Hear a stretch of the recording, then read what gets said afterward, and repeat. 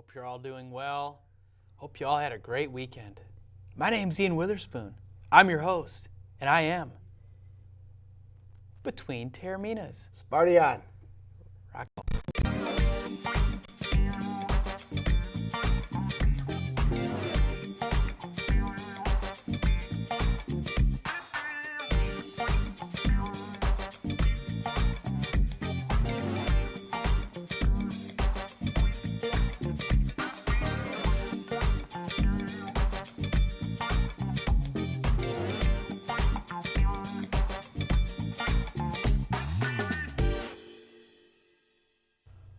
Welcome to the program. Oh, ready to dive on in and talk sports. But first, can we cue that tune, please?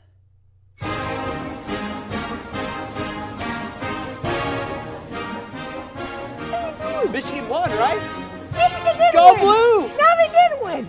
Oh! No. Oh! No, That's they didn't win. right. No. Oh! They didn't win because of a play thanks by Jalen Watts Jackson. Orchard Lake St. Mary's kid goes in, scores a touchdown, breaks his hip in the process. Can we get rid of that Hail the Victors, please? But wait. Didn't they just have to punt the ball? All they had to do was just punt the ball. State didn't have a receiver They back. have a receiver back. This is all good coaching, thanks by Mark D'Antonio. And bad coaching, And bad on coaching behalf, on behalf of of Jesus Jim Harbaugh. Harbaugh. Oh, Jim Harbaugh. Jim Harbaugh. Why'd you call him Jesus? He is not Jesus. Well, he's Lord and Savior of the He's supposed to be our Go next Blues Lord and Savior, but here's the problem. Can't beat Utah. Timeout. Cut the tune. Cut the tune. Thank you. Thank you. Thank God. Thank you. Well, you know what? Hey, listen. That was a great game. Oh, it was. And Michigan is a really good football team. And they showed up finally, huh? It was a good game. You could arguably say Michigan was the better team. No. Michigan fans will say that. Michigan fans will say they were the better Michigan team. fans will say that. Michigan fans every will say that day, every day. all And the I time. talked to two loyal Michigan people. One, his name is Robert Bridges, who, of course, is the freshman girls basketball coach. He was at that game, and he said, quote, his Michigan team lost. He got ripped off by the refs. He was complaining about Joe Bowling getting tossed, which I thought was the right call, because he got into poor Connor Cook. Well, But, can you let me finish? Sure But you look at what happened in that play. I mean, the punter, Blake O'Neal, fumbled the snap, and Jalen Watts Jackson was there at the right time. He broke his hip. Threw it right to him. Threw it right to him. Broke his hip, scored the winning touchdown. Michigan State's undefeated season is still alive. They got 2 trap games, though. I think it's unfair that the Michigan punter is getting death threats from. Well, that's just insane. I mean, that's just wrong. That's purely insanity. But you have to really give Michigan State a lot of credit for sticking around during the game. And Michigan State was doing what great road teams do, which is hang around in games and then you steal it at the end. This was your classic steal it at the end for Michigan State. If you look at the stats, though, 386 to 230. really, Michigan State They did outplay dominated. They outplayed U of them. M. The special teams Yes. is where State was not good on special teams. No. Michigan was, Right. which is so ironic the way it ended. But yeah, I mean, the punter for Michigan, he's a great talent.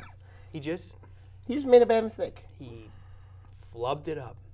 Here's And what. Harbaugh did him 0 favors Oh, no. because he had 11 Spartans coming in Coming against his after him. 5 Wolverine protectors. I mean, that was insanity. Well, and here's the thing. Jim Harbaugh called timeout with 10 seconds remaining in the game. I think what he should have done was, if he made the clock run out, a little bit more, it could have gave Michigan State less time, to think about it when you have to go down for a Hail Mary, because this is I think it's even better than kick Bama kick, you know what I mean, or You know what I mean? The Doug Flutie Hail Mary, to beat What about the Appalachian State moment? the Appalachian State moment. I don't know who had worse odds, though. Either Appalachian State having a 1% chance of winning that game, or Michigan State having a 0.2% chance of winning the game with 10 seconds remaining in the game. There really was. I mean, I was sitting there as a Spartan fan. Me too. Completely hopeless. Me too. Completely and utterly hopeless. I thought at the back of my mind, there's got to be a miracle. State's done the miracle thing plenty of times, but never in my wildest dreams did I actually think it would. That was crazy. Didn't you have flashbacks of when the Michigan Maniac came on our show? Not one bit. I didn't think about it. You didn't at have all. any flashbacks. I did think about, you know what? I did think about the reaction of the Stallions household, the reaction from Bob Bridges, the reaction from from the Novak family, the Johnny Glinskys. I mean, I thought about those people, and also Dan Haas. Brad Hood was furious. And also, they all thought this was the year that Michigan would be back. And I'm going to tell you what, Jim Harbaugh, do you want to tell you a stat here? Yes. First-year Michigan coaches are 0-7 in their first year against Michigan State. Yep. Isn't that funny? It is quite funny, and the legend continues. And Jim Harbaugh was supposed to be the savior of this Michigan football program. Can't beat Michigan State. I think he is, but he is not without blame. People are putting the blame on everyone but Harbaugh. But Harbaugh, for as good as he is, and he's a darn good football coach, and he is the man for the Michigan job, he's the man that screwed it up too. Yep. And That big win for Coach Mark D'Antonio. D'Antonio had one more trick up his sleeve. And it just goes to show you, I think it really encompasses what State is about. The chip on their shoulder. It's truly fitting. The chip on their shoulder, the disrespect. And you play until the end of the And darn you play game. till the end of the game. And, it was a good old-fashioned Big Ten football game. It was a great day for the state of Michigan, truly, and for all football fans, because it was a battle. And every kid battled. Yep. And our beloved governor today was wearing a Spartan tie. God bless him. The lieutenant governor was cheering. I heard. God bless him. And you know what makes, it just adds to the whole experience is if you listen to the radio call by Brandstatter for Michigan or George and Blaha with State. Oh yeah. I mean, Blaha really didn't know what was going on. But whoever does color for him, I can't remember what his name is. Jason Strayhorn. Yes, he was hilarious. No, you know what? I think what's priceless was Le'Veon Bell. Yeah. Le'Veon Bell's reaction. If you go on YouTube, you see his reaction to the game. That to me is a pure Spartan pride right there. What he was going nuts with the Michigan State, with what he watched in Pittsburgh. Yep. And I heard an interview from Jeremy Langford, and he talked about that game. He was so excited. He was so happy. Spartans won. Spartan Nation. They're doing very well. The Spartan Dogs. Michigan State finally had a defense that showed up, and they'll beat Indiana this week. It would be really nice if, as a Spartan fan, that this can be, because they've squeaked by in every game for the most part. Not against Air Force, not so much against Western. Purdue or Rutgers, but they've squeaked by a lot. I'm proud of Robert Aiello. I texted him, congratulated him, talked about it. Last week he promised Sammy at the Lake Orion football game that Michigan State would get the job done. And Country Bob lives another day. I'm happy for him. Victory for MSU. Also, be careful against Indiana, though. Also, I'm happy for Anthony Ianni because my friend Anthony Ianni, who played basketball at Michigan State and is also an avid Asperger's public speaker, and also speaks on bullying, and he really loves his Sparties. Yep. So he's ready. Sparty on, soldier. Sparty on. Hey, and let's hope both teams can beat OSU. That would be nice, huh? We'll see. I think State's got a shot. All right, when we come back, we're going to talk about things that are far less exciting.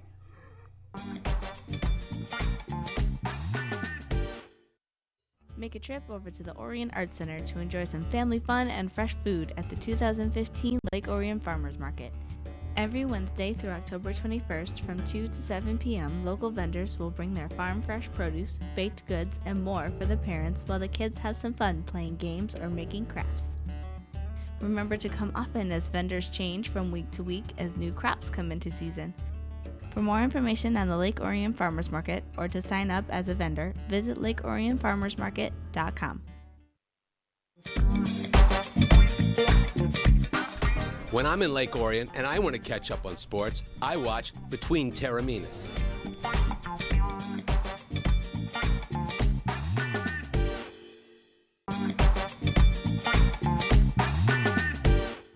Welcome back to the show where the football just keeps going. And the Lions played a game. Yeah. And forgive me if I'm not going to kiss their tail ends for winning a football game, because They should have lost. it's sad. I mean, I love football and I love the Lions, but I'm watching that game and it just kept going on and on. Chicago kept scoring. Mm-hmm. The overtime period was way too The long. Lions were stupid on special teams. Yeah, fumble. The defense is still horrible. The defense did not look good. Yeah, the two pass It interference didn't calls. look as good as your mustache doesn't. I'm sorry. Well, that is very difficult for the defense to look this good. That mustache. Well, is let's not see good. here. What would I take? Even the Lions did win, but who? I remember I said this last week. Who would I take between Oprah. Oprah and the Detroit Lions? I would take Oprah over the Detroit Lions. I would take the Powerpuff Girls of the Detroit Lions. They finally won a game where Matt Stafford had to throw for 405 yards. My fantasy team does. Thank you, Matthew, for doing that. But then again, he threw a stupid once, interception, where he just threw it instead of like eating up the sack. Mm-hmm. Remember that? He threw a stupid interception? I do, yeah. That was god-awful. And then, of course, going up late in the game, the fourth quarter, I thought the Lions took the lead, and then they give it up because of two pass interference penalties. Two of them. That tells me this defense is inexplicable. The referee, the fishing was got to be questionable. Yeah, it always is. The thing Especially that that Golden Tate touchdown. that should have been an interception, That should have been an interception. in my opinion. So the Bears are feeling like they got screwed. Whatever. Who cares? It was nice to see, though, for as bad as this team is and as hard as they are to watch, it was nice to see them throwing the ball to Calvin Johnson down you know the what's nice? field. Throwing the ball down the field makes sense Yes. And for this team. the Bears are not that good, No. but it does work. And it is, That's who the Lions are. that's who Matthew Stafford is. He's a gunslinger. Let the boy sling the gun. Ant, do you agree? Or you just want to wave at the camera all night? You put a jacket on, Yeah. okay, you look nice. Thanks. Now I want to hear a nice opinion. I want to hear some hard-hitting you opinions have here. to be happy for Matt Stafford. He had such a bad week last week, got benched. True. He said he was embarrassed. He was outraged with his performance. To see him bounce back, and you notice a lot of Lions fans have turned on the Lions, have turned on Matt Stafford. To be honest with you, Stafford should not be having all the blame. The offensive coordinator deserves most of the blame for it. And it's good to see Matt Stafford bounce back with that performance like that. And I think proving to naysayers that, I said if Matt Stafford was going to have a good game and the Lions lose, it's not his fault. But it was nice to see Matt Stafford have a good game. I agree. You know why the Lions won? Tell me. Luck. Probably. Because the Golden Tate touchdown should have been a pick. Let's see. The only reason why they won was because Matthew Stafford had to throw a 61-yard bomb to Calvin Johnson, which set up a field goal to win that game. I mean, this is the luckiest team. This is either the most sorriest team in the NFL I'd say that. or the most luckiest team in the NFL. To get a win like that after just getting screwed by Seattle, Yeah. and then No, it's true. They did get screwed they've by gotten that. hosed by officials. They ended up using an official for a block. You remember one of those plays? Not really. I remember it. All But right. I do remember. Okay, yeah. not in this game. But Yeah. this brand. I mean, they got Minnesota this week. What a are your rematch. thoughts? Minnesota just beat Kansas City, Yeah. right? Mm-hmm. Do we think Detroit's got a fair shot at being Minnesota at home, or what? No. Adrian Peterson. Look what he did to the Lions. You have Oxford product Zach Line had a touchdown that game. I think Teddy Bridgewater has grown up. Minnesota's got and I really watch for the name Stephon Diggs because he's been getting going the last 2 weeks. I like him as a good wide receiver, and the Lions have no secondary. I think Minnesota, led by Adrian Peterson, is going to go in the Ford Field. And Adrian Peterson, statistic-wise, has done a lot of damage against the Lions. True. And I think that the Vikings are going to come in the Ford Field and beat the Lions. I think they're going to beat them pretty bad. I think that, this is a trap game for Minnesota because you're going into a divisional rival. It's the second game. It's a second game. You make adjustments. I think the Lions will make adjustments. I think that you'll see more of Calvin Johnson. I think you'll see more of the question I have is going to be that defense. That defense is absolutely terrible. The Especially offensive with line, Levy out. The offensive line actually did a pretty good job. Fairly. Yeah, fairly They good. did fairly. I mean, you're right, but I mean, They ran it more than they the were question able to. is that can the Lions offense? I think the Lions offense has got to stay on the field because if they don't, it's going to be a very long night. And Stafford's got to control the game. If Stafford can control the game, I think the Lions will win this game. get protection. I mean, look at the last 4 games. He's not had protection. Whereas if you basically look at it from that perspective, in the game with Chicago, he had a lot of protection in that game. True. True. So if he can have that from the offensive line, I think the Lions have a shot. But until then, you got to get the edge to Minnesota. Got to get the edge to the Vikings. And they have one of the best things. Ooh, ooh, ooh, ooh. I hate that horn. That's a good horn for you. I hate that horn. Why? It's annoying. Ooh, ooh, ooh. Vikings, gain of 2. They do it after every stupid play. According to millions of sources, ladies and gentlemen, approximately 52% say that Ian Weatherspoon supports the Minnesota Vikings horn. I have no support for any horn anywhere, ever. And why wearing purple? This is burgundy. Avalanche colors. Aye. This is burgundy. Where's is Burgundy? Colorado Avalanche. Oh, Aye. all right. You got anything else on the Lions you want to throw in, or is this? You think the Lions have no chance?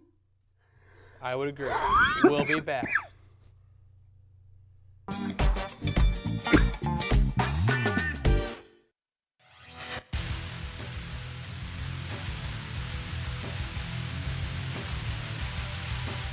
Hello, Oakland County. It's the Sammy Taormina talking OAA now. In it, we'll talk various stories ranging from the state to Oakland County teams affecting the OAA. Catch us here on OAA now.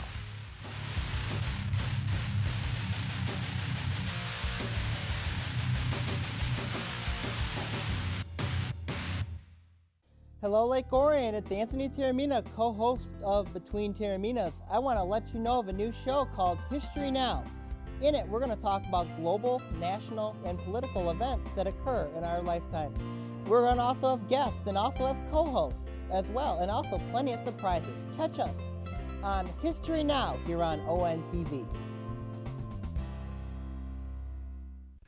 Hey, this is Mickey York from Fox Sports Detroit. When I want to get the inside scoop on local sports, I watch Between Taorminas or Fox Sports Detroit.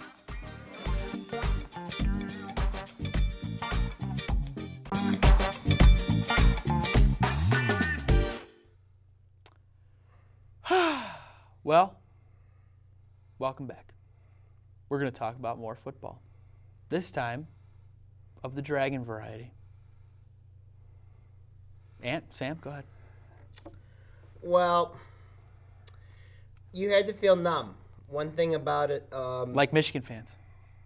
No, it's worse than Michigan. No, this is. I don't know about that. Lake Orion lost to Clarkston this week, 35-14 at Clarkston.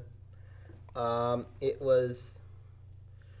was truly very, very tough to watch.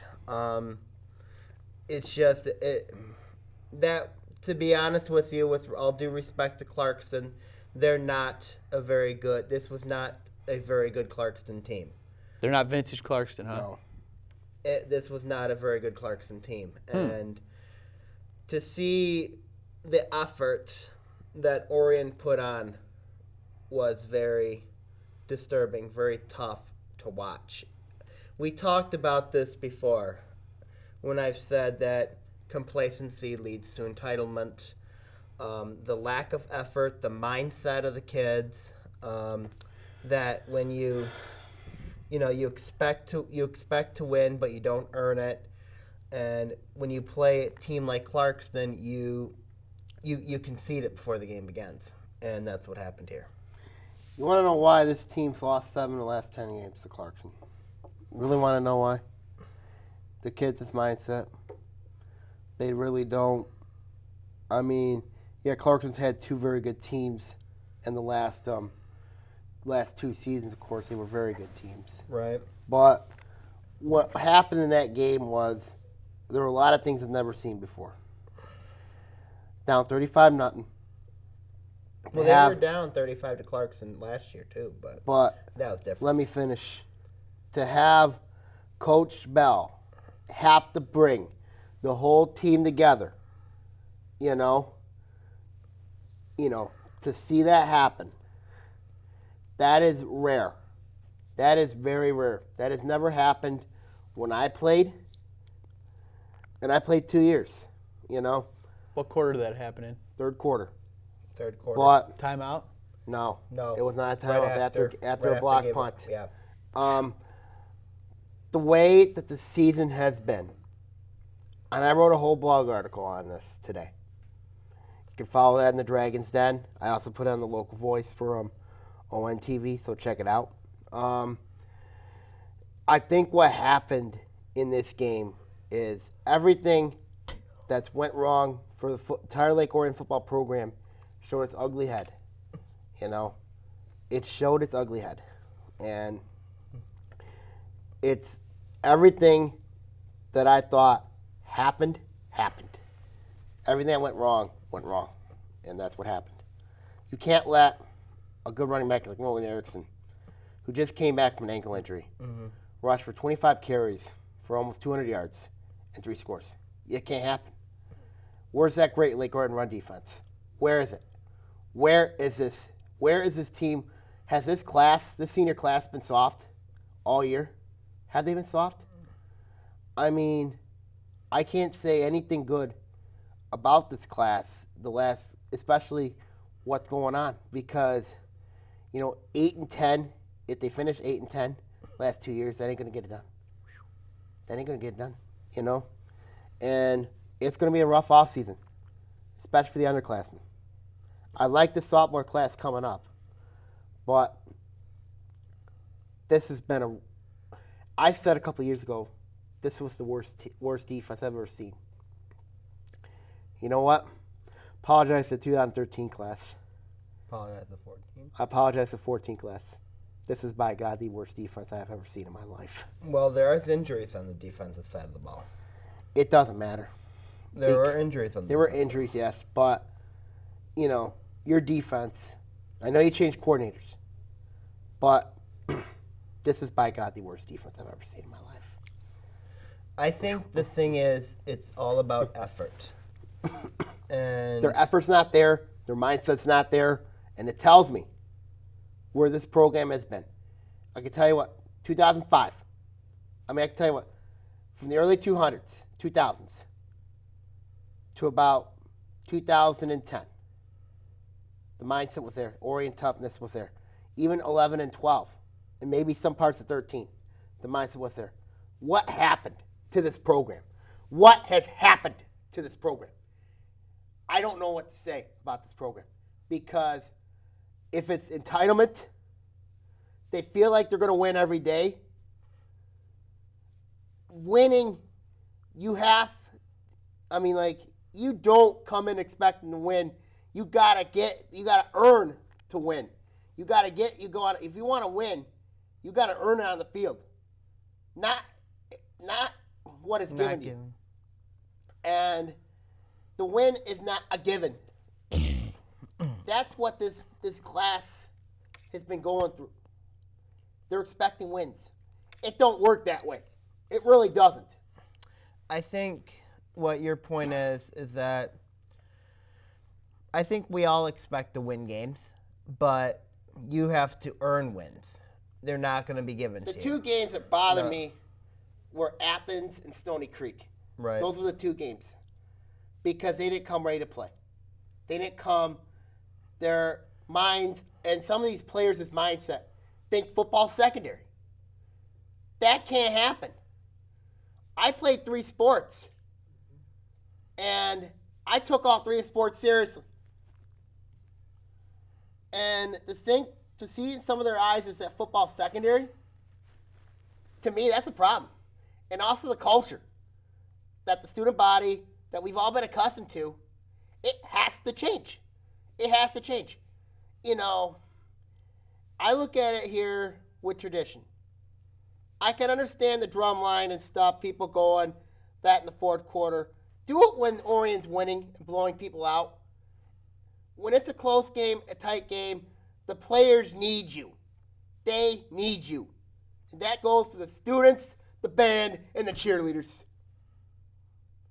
That's what I think. What's going on? I don't know. There's like a disconnect here. There's like a disconnect. You could take a look at my info, what I thought on my blog in the Dragon's Den. You know? I made a small mention earlier was the schedule. If you looked at the schedules in the past few years, in 2014, last year, you had Orion did have a chance to make the playoffs, actually. Had they beat Adams. Had they beat Adams. Even though the defense was not the greatest that year, they still had a chance. You know, I'm wondering if it's the realities of West Bloomfield's gotten better. No. You know, or if maybe like a Troy Athens or a Stony Creek, or if Lake Orion's they're complacent. We can complacent. They're complacent. You know, that's what I think. You know what I mean? You know, you said it right. Complacent leads to entitlement. And that's going on with this Dragon team. Well, they've got to change it, and it's going to have to start in the offseason. Well, they got a game this week. It's got to be mentality. They got a game this week. They play Farmington. They got. It's a great opportunity for this group to finish the season strong. The seniors to go out on a winning note. Also for the underclassmen to start building the program up again. Also, Farmington's coming into this game looking to get into the playoffs. They're 5-3. You got Brunson and Reese. Brunson, David Reese going to Michigan next year. Right. So, I mean, those are 2 very good players on Farmington. Obviously, be very brief. Do you expect Lake Orion to win against Farmington? I think they will win. They will win that game. It won't be easy, but I'll win. They'll win and knock Farmington out. I think so, too. You think they get a W? Yes. Close out the year? Yeah. Well, sure hope so, to maintain some semblance of respect. It's bad. So is this a case where the whole thing needs to be, or what? I think that there needs to be an evaluation of the programs from youth football on up. No coaching changes, but I mean, there needs to be some evaluation, some accountability. You could take a look at my blog at the Dragon's Den. You'll see my thoughts there. Okay. All right. Well, I guess that will wrap up this Football Monday. Started high, got low. Went really low. Went low. Should have started the other way around, maybe. Anyways, thank you for joining us. Boys, thank you for participating. Here. All right. We'll catch you on the next one. Good night.